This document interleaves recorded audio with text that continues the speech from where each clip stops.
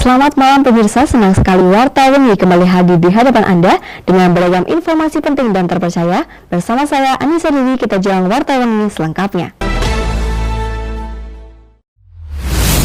Setelah ditemukannya penderita virus corona atau COVID-19 di Indonesia, PT Kereta Api Indonesia menyiapkan kereta kesehatan atau rel klinik dan kereta inspeksi. Kereta tersebut dijalankan di lintas utara dan selatan Jawa mulai 5 Maret hingga 9 Maret 2020.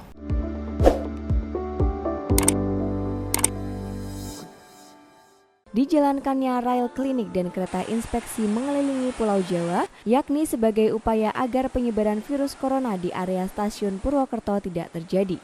KAI akan berupaya melaksanakan pemeriksaan kesehatan dengan membagikan masker, membagikan pamflet, melakukan penyuluhan kesehatan tentang virus corona, mencuci tangan, pemakaian masker, dan etika batuk dan bersin. Layanan kesehatan tersebut diberikan di stasiun Semarang Poncol, Cirebon, Depok, dan Bogor. Adapun kereta inspeksi melayani stasiun Bandung, Tasikmalaya, Banjar, Kroya, Yogyakarta, Solo, Madiun, Mojokerto, Surabaya Gubeng, Bojonegoro, Purwokerto, dan Pasar Senen. Sementara untuk kegiatan di wilayah Daup 5 Purwokerto dilaksanakan pada Jumat 6 Maret 2020 di stasiun Kroya, Gombong, dan Kutoarjo. Dilanjutkan hari Minggu 8 Maret 2020 di stasiun Purwokerto. Dalam hal kebersihan sarana kereta, KAI melakukan pencucian interior dan eksterior kereta secara rutin setiap sebelum perjalanan dengan menggunakan bahan kimia untuk sterilisasi.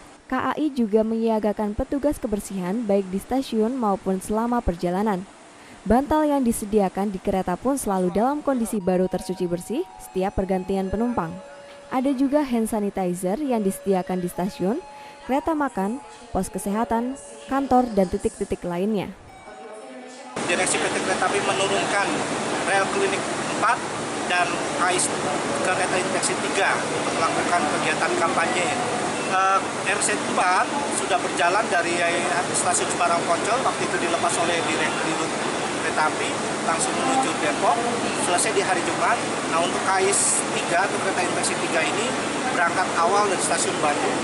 Hari pertama kita sampai stasiun Banjar dan malam di Kroya, dilanjutkan paginya, hari kedua Kroya sampai Madiun.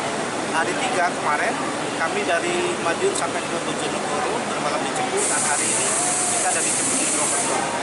Jadi apapun di sini kami menunjukkan bahwa kepedulian kereta api memberikan pemahaman, edukasi kepada masyarakat bahwa tidak perlu khawatir dengan corona selama kita tahu cara menjaganya. Dan alhamdulillah selama kegiatan kita melakukan sosialisasi di beberapa tempat, pembagian masker, kemudian juga pemasangan hand sanitizer di tempat-tempat umum, itu disambut baik oleh pengguna masyarakat kereta api. Sebelumnya, KAI telah melakukan sosialisasi pencegahan penyebaran virus corona di berbagai stasiun dan internal KAI pada Januari 2020, yakni saat awal beredarnya kabar virus corona. Sosialisasi tersebut berupa pemasangan spanduk, pembagian brosur, dan kampanye hidup sehat oleh petugas kepada penumpang. Dari Purwokerto, Ahmad Nur Aji Wibowo, Satelit TV mewartakan.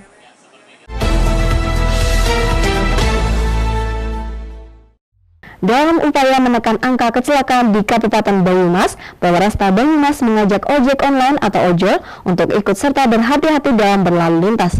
Hal itu dilakukan karena ojol merupakan kelompok yang sering bersentuhan dengan elemen masyarakat. Kegiatan tersebut dibalut dengan sebutan Sebar Emas dan Jaga Kasih. Dalam upaya menekan angka kecelakaan di Kabupaten Banyumas, Polresta Banyumas mengajak ojek online atau ojol untuk ikut serta berhati-hati dalam berlalu lintas. Hal itu dilakukan karena ojol merupakan kelompok yang sering bersentuhan dengan elemen masyarakat. Program tersebut merupakan bentuk kolaborasi dengan program dari Polda Jawa Tengah. Program tersebut dinamai dengan julukan Sebar Emas atau 1 jam bersama elemen masyarakat. Hal itu merupakan salah satu teknik untuk meredam angka kecelakaan yang terus meningkat. Polresta juga mengajak untuk mewujudkannya dengan Jaga Kasih yang merupakan kepanjangan dari Jangan Ada Kecelakaan Lalu Lintas untuk Orang Terkasih. Hal tersebut dilakukan karena angka kecelakaan di Banyumas cukup tinggi. Dari data Satlantas Polres Banyumas pada bulan Januari 2020, terdapat 28 orang meninggal dunia. Kemudian pada bulan Februari terdapat 22 orang meninggal dunia. Dengan adanya program ini diharapkan akan menurunkan angka kecelakaan dan kematian akibat kecelakaan lalu lintas. Kecelakaan tersebut rata-rata diawali dengan human error dan adanya pelanggaran dalam bentuk apapun yang menjadi titik awal penyebab kecelakaan. Untuk usia yang paling banyak kecelakaan di Banyumas justru usia 30 tahun ke atas yang berkendara sepeda motor, sedangkan untuk usia pelajar masih di bawah itu. Karena memang angka kecelakaan yang ada di Banyumas memang tinggi. Itu salah satu teknik kita bagaimana bisa untuk meredam atau menurunkan angka kecelakaan. Sebenarnya seperti itu. Terus kemudian yang kedua ada program dari Polda Sebar Emas 1 jam bersama elemen masyarakat. Nah itu kita wujudkan sebar emas yang dari Polda, kita harus wujudkan dengan jaga kasih ini. Jangan lagi ada kecelakaan lalu lintas untuk orang terkasih. Nah itu yang kita ini kan ke bawah pada tingkat Polres. Memang untuk angka kecelakaan ojek online menyumbang berapa persen Pak? Kalau untuk ojek online sebenarnya tidak begitu besar, dan kemungkinan dari bulan Februari tidak ada. Makanya mereka itu akan kita jadikan pelopor karena apa, yang menyentuh ke lapisan paling bawah itu kan mereka. Makanya kita ambil ojek online, terus kemudian kita berharap dari apa yang kita berikan, apa yang kita koordinasikan itu juga disampaikan ke masyarakat yang paling bawah.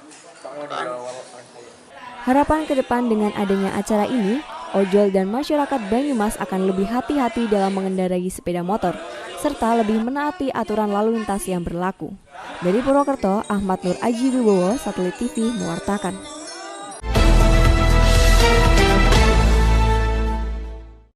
Terima kasih Anda masih bersama kami di Wartawan nih.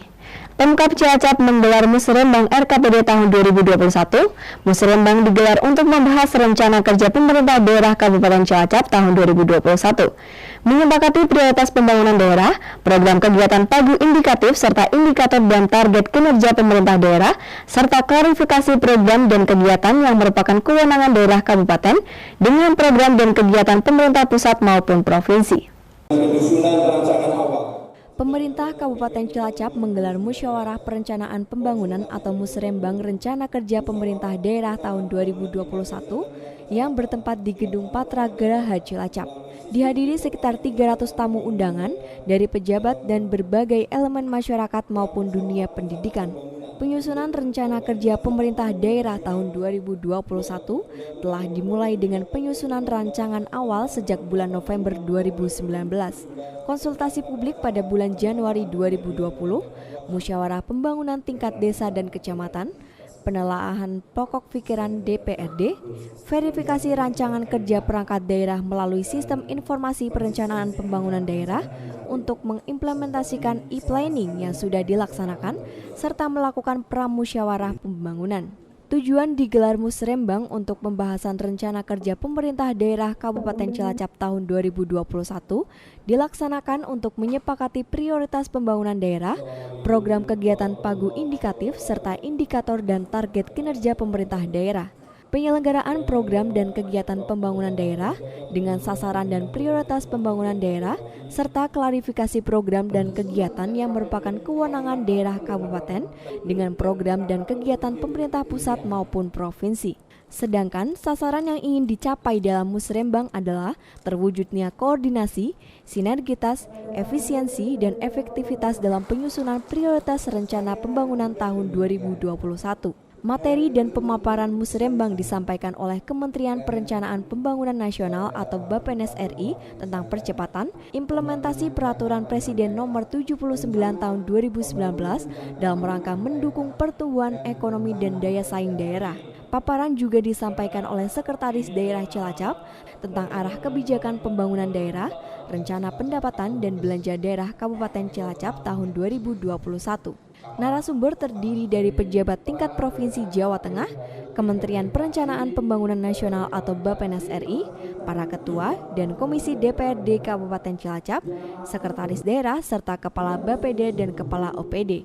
Musrembang RKPD Kabupaten Cilacap tahun 2021 menghasilkan sejumlah rumusan, diantaranya seluruh peserta musrembang menyepakati permasalahan pembangunan daerah antara lain belum optimalnya capaian layanan infrastruktur wilayah, peningkatan kualitas SDM terutama terkait dengan peningkatan IPM, kesetaraan gender dan daya saing tenaga kerja perlu ditingkatkan, serta kurangnya kualitas dan kuantitas sarana dan prasarana fasilitas kesehatan pada tingkat pertama dan lanjutan, serta sejumlah permasalahan lain di bidang ekonomi dan pendidikan.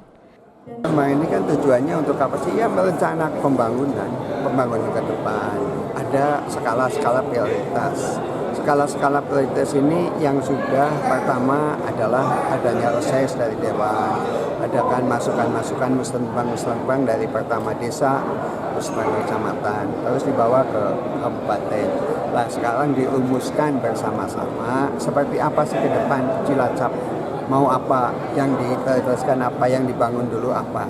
Bahwa yang namanya masyarakat kan tidak mesti yang diusulkan disampaikan sesuai dengan perencanaan. Maka reses itu begitu menampung aspirasi disampaikan sebagai masukan perencanaan dari OPD yang nanti diambil menjadi RKPD.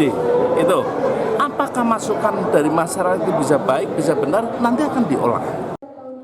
Dari Cilacap, Ulul Asmi, Satelit TV mewartakan.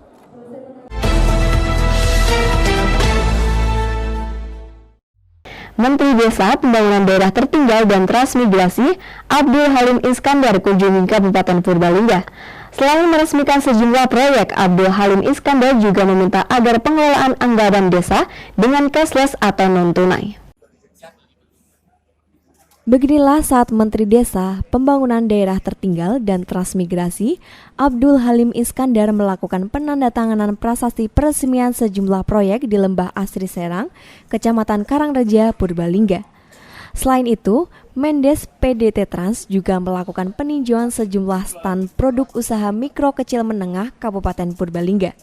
Selain meresmikan sejumlah proyek dan meninjau produk UMKM, Abdul Halim Iskandar juga meminta agar pengelolaan anggaran desa dengan cashless atau non-tunai.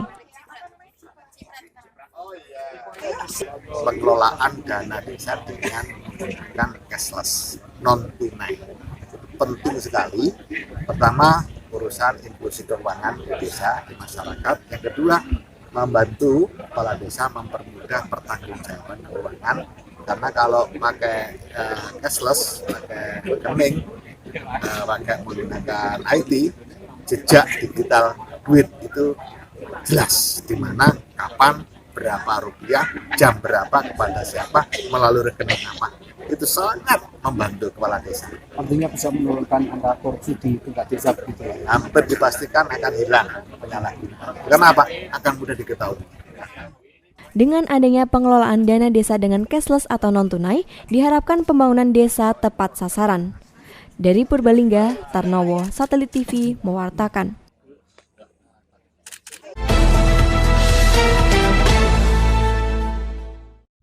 Kementerian Pariwisata dan Ekonomi Kreatif menghadirkan bioskop Misbar di Kabupaten Purbalingga sebagai ruang kreatif bagi komunitas film.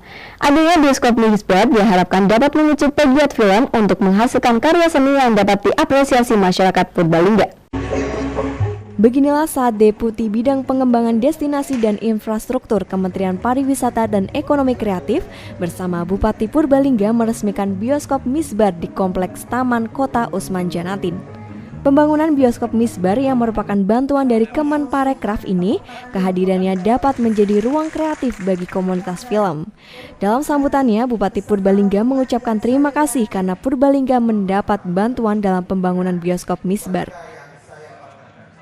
Dan melalui kesempatan yang berbahagia ini pula, kami atas nama pemerintah dan mewakili teman-teman komunitas kreatif Purbalingga menghaturkan terima kasih. Karena alhamdulillah di tahun 2019 kemarin, Purbalingga termasuk salah satu kabupaten kota dari 3 kabupaten kota seluruh Indonesia yang dipilih pada saat itu oleh Badan Ekonomi Kreatif, sekarang namanya sudah menjadi Kementerian Pariwisata dan Ekonomi Kreatif, diberikan bantuan berupa ruang kreatif Misbar. Tepuk tangan dulu. Tidak hanya pertunjukan seni saat peresmian, juga diputar film Veronica karya sineas Purbalingga Bowo Laksono. Dengan adanya bioskop Misbar diharapkan dapat memicu penggiat film untuk menghasilkan karya seni yang dapat diapresiasi oleh masyarakat Purbalingga. Dari Purbalingga, Tarnowo, Satelit TV mewartakan.